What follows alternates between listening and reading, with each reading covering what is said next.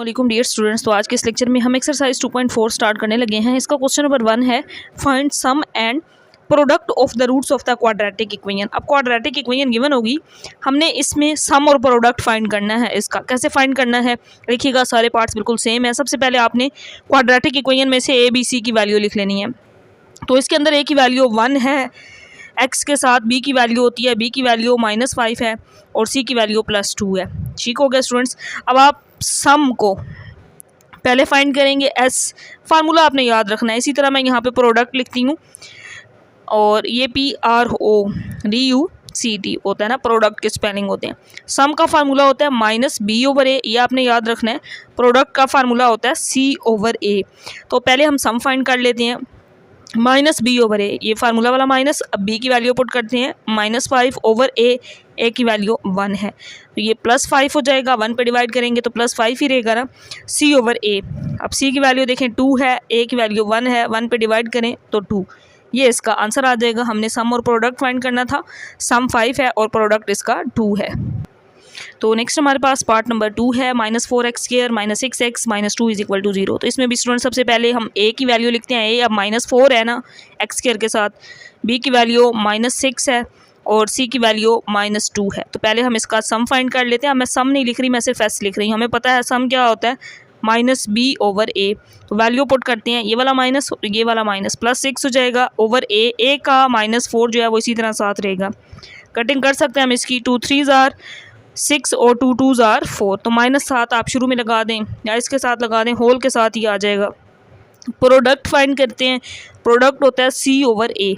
अब यहाँ पे C की वैल्यू -2, A की वैल्यू -4 है तो माइनस तो माइनस से cancel out, 2 1s are 2 2 2s are 4। तो ये इसका आंसर आ जाएगा सम और प्रोडक्ट का। और इसके बाद नेक्स्ट हमारे पास पार्ट नंबर 3 है 5x² -2x + 2। इसमें भी सबसे पहले हम a b c की वैल्यू निकाल लेते हैं।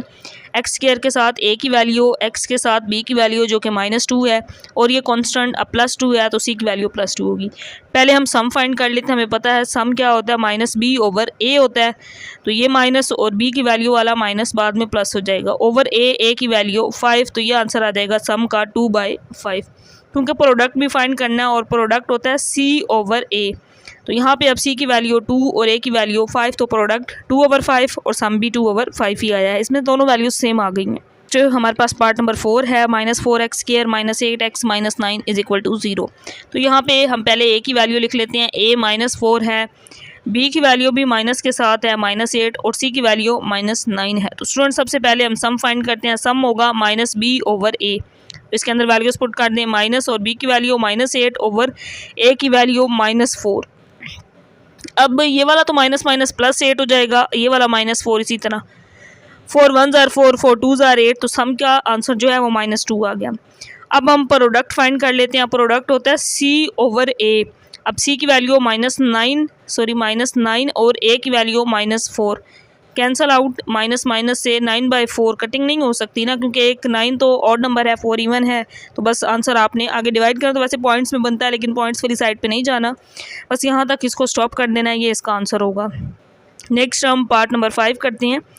ये है 16y² -17y -12 = 0। अब क्वाड्रेटिक इक्वेशन पहले वेरिएबल x में थी, अब y में है। तो फार्मूला तो सेम है ना, वैल्यूज़ भी सेम है, जस्ट x की जगह वो y यूज़ कर रहे हैं। तो a की वैल्यू तो +16 होगी और b की वैल्यू -17 होगी और c की वैल्यू -12 होगी। तो स्टूडेंट्स जैसे हमने प्रीवियस पार्ट्स में वैल्यूज़ लिखी थी इसी तरह लिख ली हैं। सम फाइंड कर लेते हैं। सम -B/A। तो ये -17 divided by 16, minus minus plus हो जाएगा तो +17/16 इसका आंसर आ जाएगा। फिर हम प्रोडक्ट फाइंड करते हैं। प्रोडक्ट C/A होता है। तो C की वैल्यू -12, A की वैल्यू +16, 4 3s are 12 और 4 4s are 16। तो इसका आंसर आ जाएगा -3/4। मैंने यहाँ कटिंग की है इसकी 4 पे, 4 4s are और 4 3s are 12, तो -3/4 आंसर आ जाएगा। तो नेक्स्ट है स्टूडेंट्स हमारे पास इसका पार्ट नंबर 6। अब इसमें पॉइंट्स के साथ वैल्यू आ गई।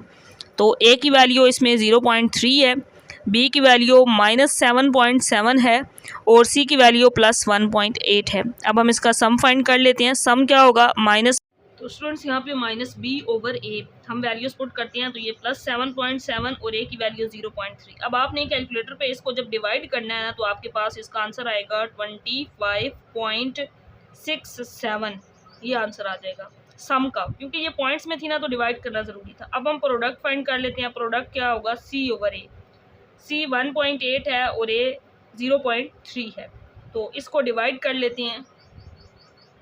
तो स्टूडेंट्स यहाँ पे जब आपने कैलकुलेटर पे इसको डिवाइड करना है ना स्टूडेंट्स, 1.8 को 0.3 पे, तो आंसर आपका +6 आ जाएगा और यहाँ पे आंसर 25.67। यहाँ पे हमारा क्वेश्चन 1 कंप्लीट हो गया। इंशाल्लाह नेक्स्ट लेक्चर के अंदर हम क्वेश्चन नंबर 2 को करेंगे। अल्लाह हाफिज़।